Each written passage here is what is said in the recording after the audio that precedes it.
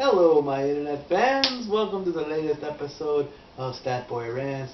That's me. I am your one and only Stat Boy. This is episode number 90. 10 more to go.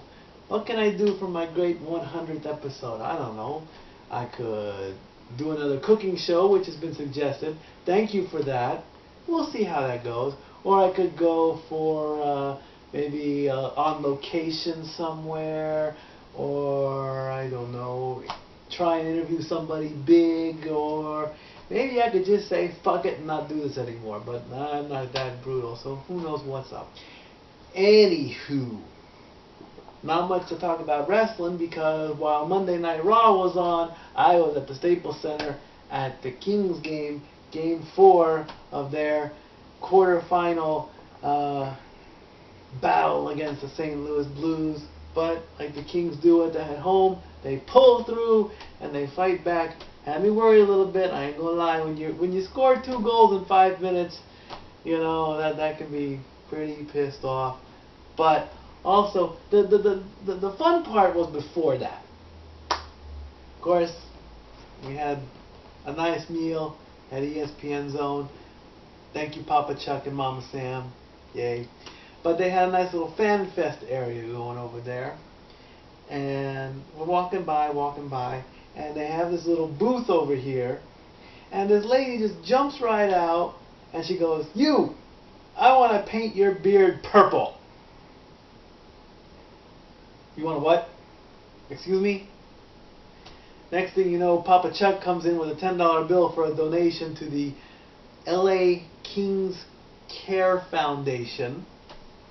Great charity organization for the LA Kings. And he plops down $10 and he says, "Sit your ass in the chair, you're getting your beard colored purple." It's like, okay, why not? And so she takes out her paint and she's going all up in here and everything, and she goes, "Do you want glitter?" I said, "Hell no. You ain't putting no glitter on me." Check out the pictures. They're on my personal Facebook page. You know, I should have put them on. They should be on the Stat Boy page too, but hey, I had a purple beard for 24 hours. Go figure that one out. Had a blast. But the one thing I do want to talk about wrestling-wise is the feud between Brock and Triple H. Now Brock is resorting to trashing offices. Yeah, that's very childish there. Anybody can trash anything. That's a waste of time, actually. So let's see now. Okay, so Brock makes a mess of the office. So what's Triple H going to do next? Take a sledgehammer to Brock's rental car?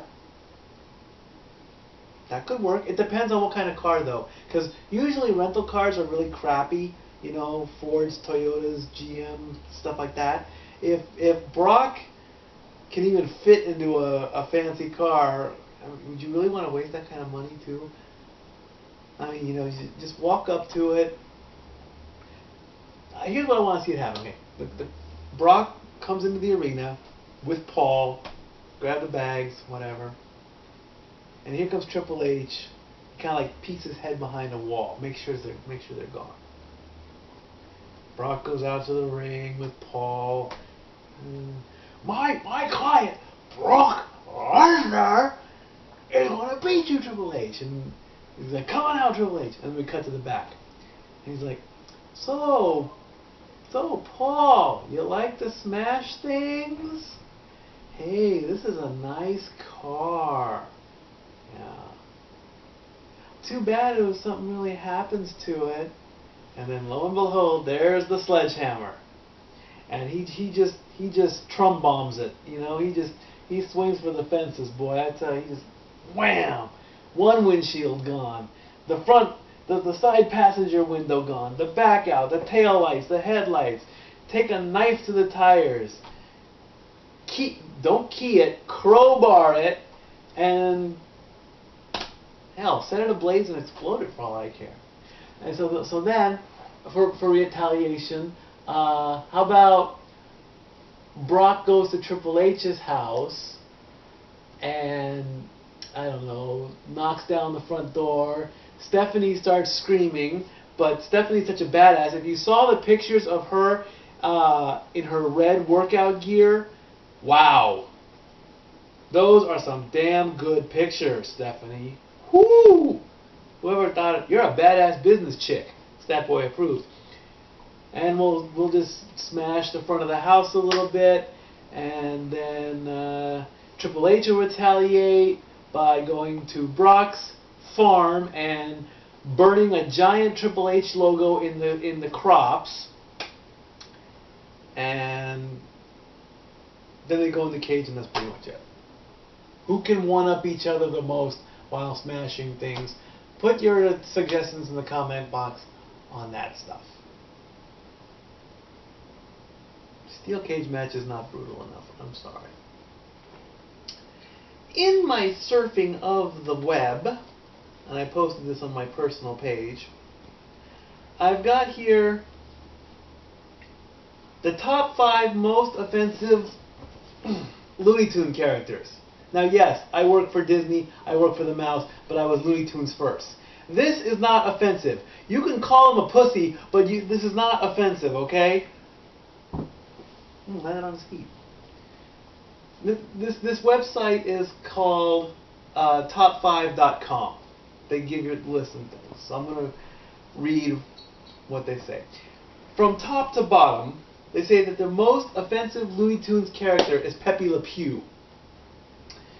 And it pretty much says here, Pepe easily takes the cake thanks to the fact that at the core of his character, whimsy, is an alarming penchant for sexual assault. What is so funny about a crazy, horny French skunk who frogs around in pursuit of a cat he desperately wants to violate? Yeah, crossbreeding, yeah. Crossbreeding and... Okay, I can understand that. But, you gotta remember, the French, they love everybody. They love themselves more than the... Well, no, I don't want to piss off the French. That's not cool. But, you know, French, romance, les voisins, and all that garbage, okay? That is not offensive. He's just a guy. Okay? Guys are horny all the time. That's not good. Number 2 on the list is Foghorn Leghorn. And they say that while he is not overtly racist, he represents a particular stereotype of an old-time Southerner who comes off like he'd definitely be racist behind closed doors. I used to love those cartoons, man. He would outsmart the dog so that he wouldn't get eaten by the chicken hawk or the weasel or whatever. He used his brains. Just because he has a southern accent, he's racist? That's profiling, and that's wrong. The third character was one that I didn't realize. Whatever. His name is Willoughby the dog. He's this like a big old basset hound, and apparently this is the "which way did he go, George? Which way did he go?" routine that Shane used to do. They pretty much say that this dog is mentally retarded. Now, as much as I want to leave mentally retarded people alone because I'm afraid of what they might do, you know, to say it like that they're making jokes of it, that's not cool. You know, that's yeah. Like I say, I'm not afraid of mentally handicapped people. I'm afraid of what they might or might not do because they're too random, you know. And that's why I try to just let them be and let their nurses and doctors and handlers or whatever the proper term is, let them handle them, and I don't bother them, and they don't bother me. Number 4 on the list is Yosemite Sam, the rootinest, tootinest cowboy in the... Wait, that's Woody. Wrong cowboy there. But, let's see. He couldn't seem to control his anger as the resident, diminutive, rage-filled redneck. Oh, that's profiling. Sam served as a less than flattering depiction of the good old Texas. He may have been the rootinest, tootinest gunslinger in the West, but he wasn't too likely to dominate in an IQ test. So now, rednecks can shoot, but they're dumb. What is this website, man? Yosemite Sam was just okay. He's an ornery whatever. I mean, shoot first, ask questions later. And last but not least on the list, the patriarch of the Looney Tunes universe, Bugs Bunny himself, is offensive because he dressed in drag and seduced his enemies, and he pretended to be a hairdresser and he would kiss them. That's offensive? There are plenty more offensive cartoons out there than the Looney Tunes, okay? South Park and Family Guy, they probably get phone calls every episode. I mean, come on. Is it a little homophobic? Yes. Is it a little bit creepy? Yes. But to call something that I grew up on almost, and I still watch today, offensive? Top5.com or televisiontop5.com, you are Stat Boy rejected in this episode. I'm sorry, guys. Let me hear your comments on, do you guys think that the Looney Tunes are offensive? Because I don't. Can they be violent at times? Yes. Can they be censored? Easily. Because there have been some cartoons that were actually censored. You know. Let's go political. A headline on Yahoo.com reads that the GOP seeks alternative to overtime pay. Dateline, Washington, D.C. It seems like a simple proposition. Give employees who work more than 40 hours a week the option of taking paid time off instead of overtime pay. The push is part of a broader Republican agenda undertaken by House Majority Leader to expand the party's political appeal towards working families. Okay. I'm sorry, if I'm going past 40 hours, I'm getting paid. The words time off does not exist in my universe.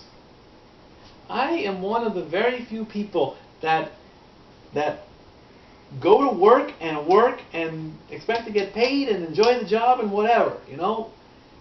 I've said it as a joke, the one word you can do to scare your employer is overtime. Dun dun dun! Overtime. Because that means the employer has to shell out more money. But see, if you're doing the work, you should be rewarded with the extra money. And if you're in a position where you need the money, you know, of course you should get the money. You know, and I greatly respect the people that do their work and ask for more. You remember in 8 Mile, you know, Eminem's character did the same thing. Hey, you got some extra hours? Sure. I do not like it when a boss, they kind of give you that stare when you ask for extra hours. And then they come off with, well, you know, it's nice of you to ask, but I just can't afford it. Yeah. Okay, I mean, if overtime is absolutely necessary, then offer it. Because there are people out there struggling for work, and there are people who need the work, and of course they need the money. That's a given. But it's like, okay, depending on how much money you make, plus the whole time and a half thing, if they're bringing in thousands upon thousands upon thousands of dollars, it doesn't matter what company you're working for, okay? So when you think about it, it's only a few paltry little dollars coming into your paycheck that you yourself have to pay taxes on anyway. What is the big deal? Honestly. I hate that about the business world. If things were possible where I was the CEO, you know, I'm sitting up there in my nice big suit, you know, I've got all my workers and all that, and, you know, I would encourage it. If you want to stay longer, fine. Of course you can stay. As long as you're doing the work. If you're just standing around there lollygagging, talking about how your boyfriend's doing this and doing that, and you complain too much, well then of course I'm not going to pay you. Come on. let's see, what else? There was one more thing that I posted today, actually, as I quickly bring this up. There was a serious injury in the baseball world to the Toronto Blue Jays. J.A. Happ struck in the head by a line drive. So, and I posted, I don't follow Toronto Blue Jays, but I hope he heals up well. Scary situation for any baseball player, whether you like them or not. J.A. Happ, I hope you get well quick and get back on the field, because, like I say, I mean, it's very scary to see anybody, whether you're at a football game, a hockey game, a basketball game, a baseball game, and somebody goes down and they're down for like a good few seconds. You want to make sure they're okay. It's that simple, okay? It's like, same thing with wrestling, you know, as much as you dislike John Cena or you dislike The Rock, you do not ever want to see them legitimately taken out on a stretcher and seriously injured. Because if you do, then you don't respect the man.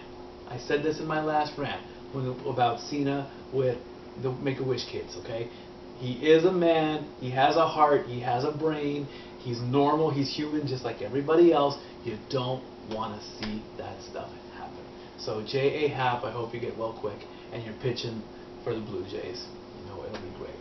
We are done for this episode. Follow me on Twitter at LBStatKid1977. Follow my Statboy Rants page and give me some topics to talk about, to rant about. I will do that next week.